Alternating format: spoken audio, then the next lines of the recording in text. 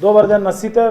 Најпрви сакам да ги поздравам министерот Бочварски, директорот на акционерското друштво за изградба и стопанисување со стамбени деловен простор Ѓорѓиев, сите луѓе кои што беа вклучени во изведбата на оваа зграда, колегите од јавното претпријатие, изведувачите.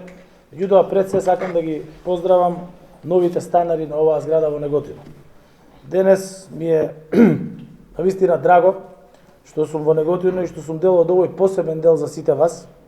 За прв пат во Неготино е направена колективна стамбена зграда, во која денес ја пуштаме во употреба и мислам дека клучевите од домовите ќе бидат најубавиот новогодишен подарок за вас, почитувани граѓани, и поттик за понатамошни животни успеси во новата 2024 година. Денес сите заедно ја споделуваме среќата со овие 45 семејства на кои им овозможивме социјален стан. Тие долги години чекаа на свој дом, долги години најголемиот дел од нив беа под кирија, меѓутоа од денес за нив почнува нов живот во свој собствен дом, во кој што ќе можат заедно со своите дечиња да го планираат својот живот. Обезбедувањето пристап до социјални станови е камен темелник на нашата посветеност. Владата која предводам изминативе години со доделување на социјални станови на ранливи категории на граѓани создаде услови секој без разлика на околностите да има сигурност и достоинствено место за живење, да има свој дом. Изминативе години изградени се или се во фаза на изградба 860 социјални станови во Струмица, Гостивар, Македонски Брод, Пробиштип, Виница, Свети Николе, Гевгелија, Демир Капија. Социјални станови ќе добијат и нашите сограѓани во Велес, Бутел, Дебар и Кочани. Денес своји станари ќе добие новиот стамбен објект во Неготино.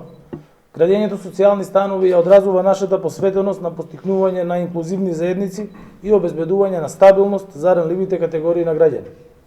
Неизвестноста која носат промените предизвикани од случувањата во светот, од кризите, како влада не дозволивме да бидат терет за нашите граѓани. Реалноста дека економската криза доведе до огромна социјална несигурност насекаде во светот. Свесен бев од почетокот на кризата дека за владата што е предводам еден од приоритетите треба да биде грижата за најранливите категории на граѓани.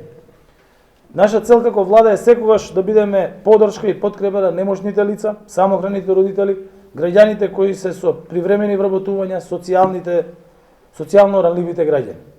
Пред неколку недели го донесовме деветиот пакет на антикризни мерки вреден 662 милиони евра и содржи 26 мерки за поддршка на ранливите категории на граѓани, за пензионерите, за студентите, за компаниите, како и поддршка за услови на големени трошоци на живот и продолжени ефекти на енергетската криза.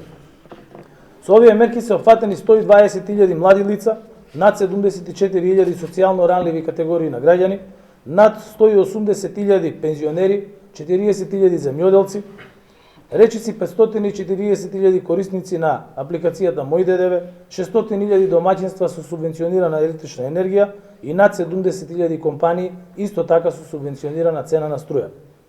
Пакетот содржи и системски мерки со кои во 2023 и 2024 година се опфатени над 338.000 пензионери и 106.000 вработени во јавниот сектор.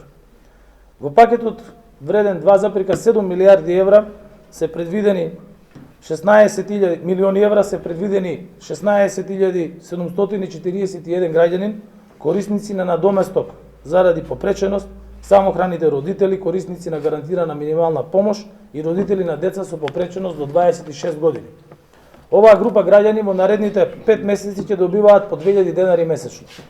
И оваа година исто така, како и лани, предвидени се мерки за поддршка и заштита на стандардот на пензионерите со најниски пензии, како и за учениците и студентите од семејствата од социјално ранливите категории на граѓани.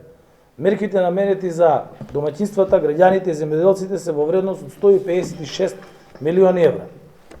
Ние ги слушаме и ги решаваме проблемите на граѓаните без разлика дали тие доаѓаат од поголемите или помалите места во државата. Затоа што сите граѓани подеднакво заслужуваат добар живот. Уште еднаш сакам да се заблагодарам на сите кои што учествуваа во изведбата на оваа навремено направена зграда. Сакам да се заблагодарам исто така и на пратениците во собранието кои доаѓаат од овој крај, од Неготино, од Кавадарци, кои секогаш ги истакнуваат проблемите, секогаш ги истакнуваат па и решенијата за тоа што е потребно за Неготино и Кавадарци, и затоа сакам и за нив да им изразам една благодарност. Тие се тука денес со нас, и Лолита е тука, и Панчо Минов е тука. И уште еднаш, и Даниела, уште еднаш сакам да им посакам на новите станари многу среќа, многу здравје, да ги средат убави моменти во животот и секако да им посакам среќни новогодишни и божични празници. Ви благодарам на сите и честитки уште еднаш.